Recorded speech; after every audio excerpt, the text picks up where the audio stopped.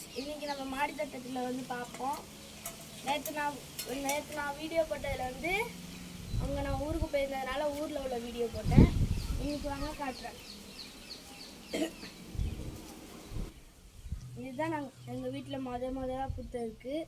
இது ரொம்ப நாளாக பூக்களை நாங்கள் மாடியில் எடுத்து வச்சதுக்கப்புறம் நல்லா அழகாக பூத்துருக்கு பாருங்கள்.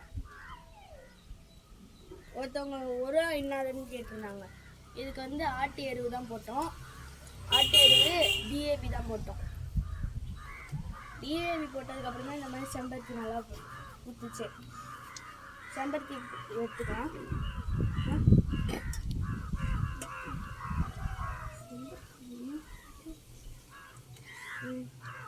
பார்த்துங்க எவ்வளோ பெருசு செம்பருத்தின்னு. நல்லா பெருசாக இருக்கும். அடுத்தது வாங்க நம்ம இங்கே போகலாம். இது பேர் குண்டுமல்லி. பூ பூத்துட்டானா இதை பாருங்க. இது பன்னீர் ரோஸு. நல்லா அழகாக பூத்து இருந்திருக்கும். நேற்று வந்து சொன்னோன்னா இதை பாருங்க. இதுக்கு பேர் தான் அடுக்கு ரோஸு. பார்த்து அடுக்கு ரோஸு.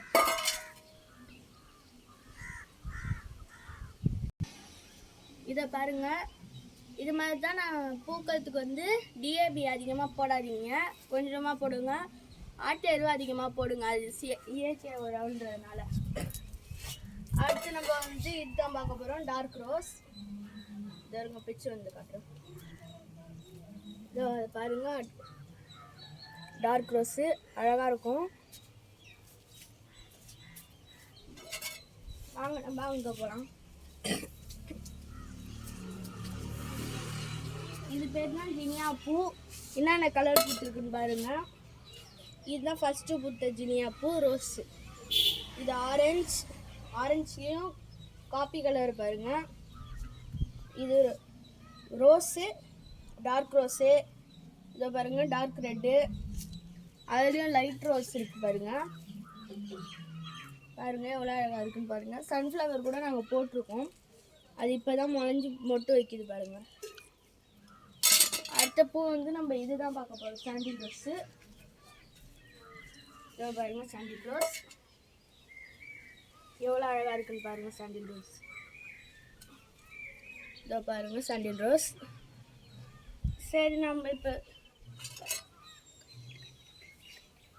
இன்னைக்கு பாருங்க ஃப்ரெண்ட்ஸ், இது ரொம்ப அதிகமாக பட்ரஸ் புத்துருக்கு. இதை நான் கீழே போயிட்டு அலமாரியில் போடுவேன் பாருங்க. இது லேசாக இப்படி உடச்சாலே வந்துடும் பாருங்க.